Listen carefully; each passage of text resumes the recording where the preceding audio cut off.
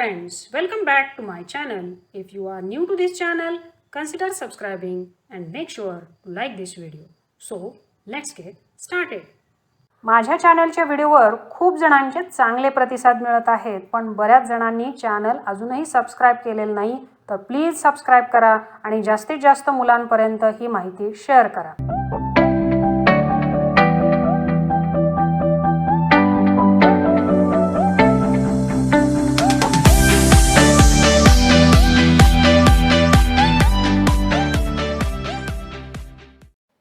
Hello student, आपल्यातले हजारो लाखो विद्यार्थी डॉक्टर व्हायचे स्वप्न बाळगून आहेत आणि त्यांच्यासाठीच आपण हा व्हिडिओ बनवत आहोत. तयारी नीट 2022 परीक्षेची. यामध्ये आपण कोणते पुस्तक वापरायला हवीत, कुठल्या सब्जेक्टसाठी कोणतं पुस्तक बेस्ट असेल, टाईमटेबल काय असावं, या पद्धतीची माहिती घेणार आहोत. आणि सर्वप्रथम तर तुम्ही वेगवेगळ्या ह्या काही अभ्यासाच्या ज्या स्टेप्स आहेत त्या फॉलो केल्या, काही टिप्स आहेत त्या फॉलो केल्या, तर आपल्याला नक्कीच या नीट परीक्षेमध्ये यश येणार आहे. तर बघूया काय काय आपल्याला तयारी करावी लागेल. पहिला मुद्दा म्हणजे नीट परीक्षेचा सिलेबस तुम्ही काय करा, प्रिंट करा. तो परीक्षा होईपर्यंत स्वतःजवळ ठेवा. यामुळे तुमचा वेळ आणि श्रम जे आहे हे नक्कीच वाचणार आहेत. अननेसेसरी रीडिंग करणं किंवा वाचणं हे या क्षणाला आपल्याला धोकादायक ठरू शकतं, कारण आपल्याकडे फक्त 2.5 महिना एवढाच कालावधी आहे. त्यानंतर दुसरा मुद्दा म्हणजे बुक आणि स्टडी मटेरियल योग्य चूज करा. कोणत्या विषयासाठी कोणतं बुक वापरावं याबद्दल आपण नंतर चर्चा करणार आहोतच. तिसरा मुद्दा म्हणजे तुमचं जे काही बेस्ट स्टडी टाईम आहे हे तुम्हाला माहिती पाहिजे. म्हणजे त्यानुसारच तुम्ही तुमचं दिवसाचं टाईमटेबल जे आहे हे तयार करणं गरजेचं आहे. त्यानंतर चौथा मुद्दा म्हणजे तुमचे जे नोट्स आहेत हे तुम्ही ज्या वेळेला तुमचं प्रिपरेशन सुरू केलेलं आहे त्यावेळेपासून तुम्ही ते तयार करणं गरजेचं आहे. Keep revising what you are studying, analyse your test and learn from mistake. याच्यामध्ये काय नोट्स तयार करणं, रिव्हिजन करणं आणि तुम्ही टेस्ट देऊन आपलं किती तयारी झालेली आहे हे बघणं गरजेचं आहे. टेस्ट दिल्यानंतर ज्या काही आपल्या त्या टेस्टमध्ये मिस्टेक झालेल्या आहेत त्या मिस्टेकमधून आपण सुधारणा करणं गरजेचं आहे. आणि सर्वात महत्त्वाचा मुद्दा म्हणजे आपण स्टे डिसिप्लिन अँड कन्सिस्टंट. हा मुद्दा महत्त्वाचा आहे. बऱ्याच वेळेला मुलं सुरुवातीच्या काळामध्ये 12-12 तास 13-13 तास अभ्यास करतात आणि नंतर मात्र ज्या वेळेला ॲक्च्युअल परीक्षाचा टायमिंग येतो त्या वेळेला मात्र त्यांचा उत्साह थोडासा कमी झालेला असतो किंवा काही कारणाने ते आपलं सातत्य ठेवू शकत नाही. आता याचा आपल्याला बराच धोका होऊ शकतो. सो लेट्स बिगिन विथ आपल्याला काय प्रिपरेशन स्ट्रॅटर्जी ठेवायला पाहिजे याच्या विषयी आपण आता चर्चा करूया.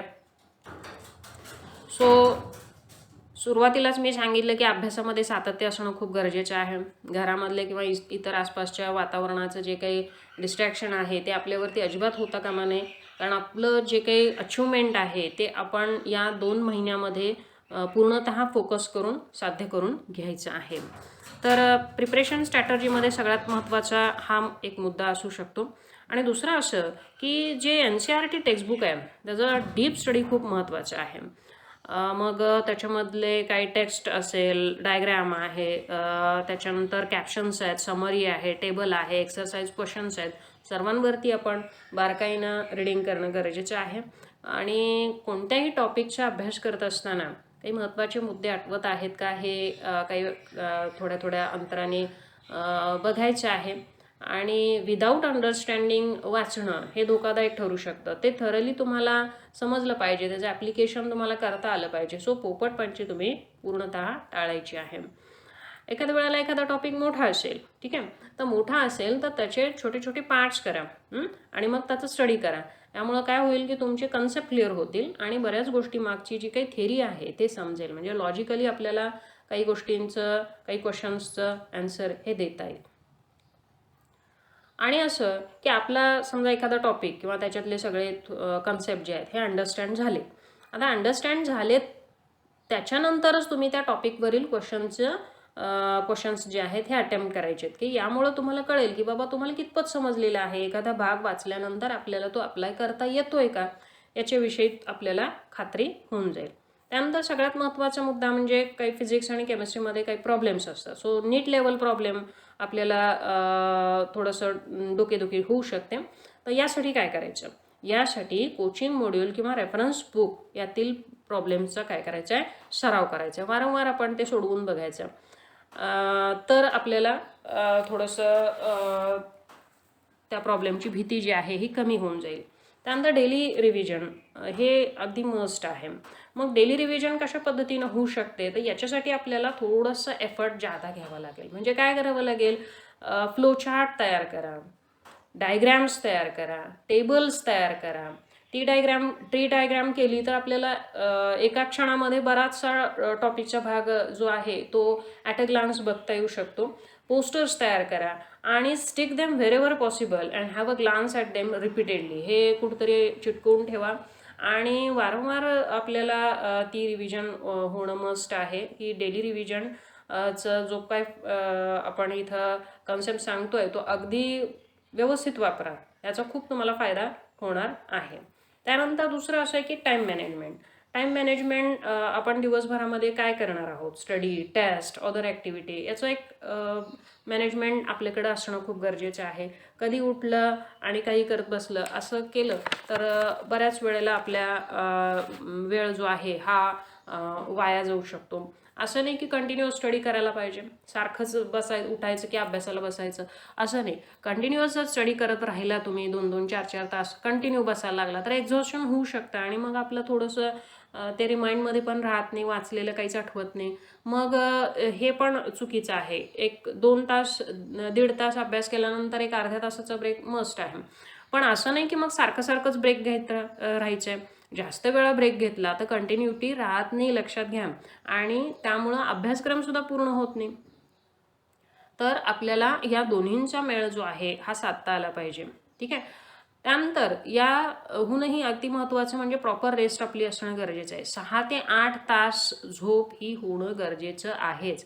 6 to 8 hours sleep is needed to get the best out of yourself. तुम्हाला त्याचं जे काही आपला जो मेंदू आहे तो थकतो, तर त्याच्यासाठी ही प्रॉपर रेस्ट खूप महत्त्वाची आहे. त्यानंतर आपला टेस्ट परफॉर्मन्स याच्यावरती सुद्धा तुम्ही जरासं लक्ष देणं गरजेचं आहे. कारण टेस्ट परफॉर्मन्स आपला कसा येतोय? मॉडरेट येतोय की हां ठीक आहे तुमच्या जे गोल अचीव व्हायचे आहेत त्या पद्धतीने येतोय हे बघा. To check your knowledge, to check your speed, to check your accuracy and to check your time management skill. Regular test ही सोडवलीच पाहिजे आणि त्याच्यावरती डिस्कशन हे तुम्ही तुमच्या मित्रांबरोबर करा किंवा जे तुमचे टीचर्स आहेत त्यांच्याबरोबर करा की how I can improve this. प्रत्येक वेळी हे इम्प्रूव्हमेंट जर तुम्ही कन्सिडर करत गेला तर तुम्हाला नक्कीच याचा फायदा होणार आहे. आणि सर्वात महत्त्वाचं म्हणजे तुम्ही stay positive and determined to achieve your goal. तुम्ही पूर्णतः आशावादी असणं गरजेचं आहे. माझं होईल का सिलेक्शन? या गोष्टी आपण थोड्याशा बाजूला ठेवायच्यात. माझं सिलेक्शन होणारच, माझं हेच ध्येय आहे, हे ध्येय निश्चित करा आणि तुम्ही नीट क्रॅक करणारच आहात याच्यावरती विश्वास ठेवा आणि त्याच्यासाठी कष्ट घेण्याची तयारी ठेवा. सो काय टाईम टेबल असायला पाहिजे तुमचं? ते एक 10 ते 12 तास तुमचा स्टडी होणं आवश्यकच आहे आणि मग त्यानुसार ठरवा की फिजिक्ससाठी कोणता टाईम तुमचा बेस्ट असू शकतो, बायोलॉजीसाठी कुठला, केमिस्ट्रीसाठी कुठला, हे तुम्ही टाईम सेट करून घ्या. त्याच्यानंतर 6 ते 8 तास झोप ही झालीच पाहिजे. आणि महत्त्वाचं सगळ्यात म्हणजे तुमची जर तब्येत बिघडू नये असं जर वाटत असेल तर तुमचं मील टाईम आणि ब्रेकफास्ट टाईम हे फिक्स ठेवा. ते सारखं बदलू नका. कधी उठलं, भूक लागली, खात बसलं तर याच्यामुळे ॲसिडिटी वाढणं किंवा अन्य तक्रारी होऊ शकतात. तर त्याच्यावरती नियंत्रण तुमचं असणं गरजेचं आहे. त्याच्यानंतर बेस्ट बुक तुम्ही काय वापरणार आहात? तर फिजिक्ससाठी तुमचं बेसिक कन्सेप्ट क्लिअर हवेतच, तरच तुम्हाला प्रॉब्लेम बेस्ड पॉईंट्स जे आहेत हे सोडवता येणार आहेत. आणि हे जे क्वेश्चन्स आहेत, काही क्वेश्चन्स थेरी क्वेश्चन्स आहेत, ते रेग्युलरली तुम्ही ते क्वेश्चन प्रॅक्टिस करणं गरजेचं आहे. This will increase the speed of solving the problems and analysing power तुमची किती आहे हेही तुमच्या लक्षात येईल. आणि याच्यामुळं आणखी काय फायदा होईल की तुमचे कन्सेप्ट एकदम परफेक्ट होऊन जातील. म्हणजे तुम्ही नो युअर सेल्फ हा जो मुद्दा आहे तो अगदी इथं लक्षात ठेवायचा आहे. बेस्ट पुस्तक म्हणून HC वर्माचं एक पुस्तक आहे फिजिक्ससाठी, तो ते सर्वांनी रेफर केलं तरी चालू शकतं. त्याचबरोबर NCERT आहेच. NCERTचे सगळे जे काही एक्झाम्पल्स आहेत, क्वेश्चन्स आहेत, हे तुम्ही डीपली वाचून घ्यायचे, थरली वाचून घ्यायचे आहेत. आणखी एक महत्त्वाचं काय करता येईल फिजिक्ससाठी, बऱ्याच वेळेला फॉर्म्युले किंवा बेसिक कन्सेप्ट आपले विसरून जातात. मग त्याच्यासाठी काय करायचं की टॉपिक वाईज सेपरेट कॉपी तयार करायची आपण. त्याच्यामध्ये फॉर्म्युला आणि बेसिक कन्सेप्ट आपल्या स्वतःच्या हाताने पूर्ण याच्यावरती फोकस करून ते तयार करून घ्यायचं आहे. आणि लास्ट मिनिट रश जी असते आपली, त्यावेळेला आपल्याला हे बऱ्याच वेळेला उपयोगी पडतं. फिजिक्समध्ये काय असतं की एक लेवल असते किंवा सगळ्याच विषयामध्ये ह्या पद्धतीची लेवल तुम्ही अज्यूम करा की काही इझी क्वेश्चन्स असतात, काही मॉडरेट क्वेश्चन्स असतात, काही हार्ड क्वेश्चन असतात. तर सुरुवातीची तुमची जी फेज असते त्यावेळेला तुम्ही इझी क्वेश्चनवरती फोकस करा. हे जमायला लागले की मॉडरेट जे क्वेश्चन्स आहेत त्याच्यावरती जा आणि त्यानंतर तुम्ही हार्ड लेवलचे क्वेश्चन्स जे आहेत हे सॉल्व्ह करायला सुरू करा. अगदीच सुरुवातीला जर तुम्ही हार्ड लेवल क्वेश्चन घेतले तर तुमचा जो काही कॉन्फिडन्स आहे तो कमी होण्याची शक्यता आहे किंवा आपल्याला त्याच्यामध्ये डिस्ट्रॅक्शन येण्याची शक्यता आहे. त्यामुळे ह्या पद्धतीनं ह्या लेवलचा फॉलो करा. त्यानंतर आपण सर्वात महत्त्वाचा सब्जेक्ट म्हणजे केमिस्ट्री याच्याविषयी बोलूया. तर इनऑर्गॅनिक केमिस्ट्री सगळ्यांचा आवडता विषय. सर्व स्टुडंटना त्याच्यामध्ये आउट ऑफ आउट मार्क हे पडून जातात. फक्त तुम्ही NCERT रीड करायचे आहे. आणि त्यानंतर आहे ऑर्गॅनिक केमिस्ट्री. ऑर्गॅनिक केमिस्ट्रीसाठी डीप अंडरस्टँडिंग खूप महत्त्वाचं आहे. NCERT व्यवस्थित वाचा. त्याच्यामध्ये ज्या ज्या काही रिॲक्शन्स आहेत त्यांचा मेकॅनिझम अंडरस्टँड करा. आणि मेकॅनिझमपेक्षा सगळ्यात महत्त्वाचं म्हणजे त्याच्यावरती जे काही एक्सेप्शन्स असतात, कोणत्याही रिॲक्शनला एक्सेप्शन्स असतात, लक्षात घ्या.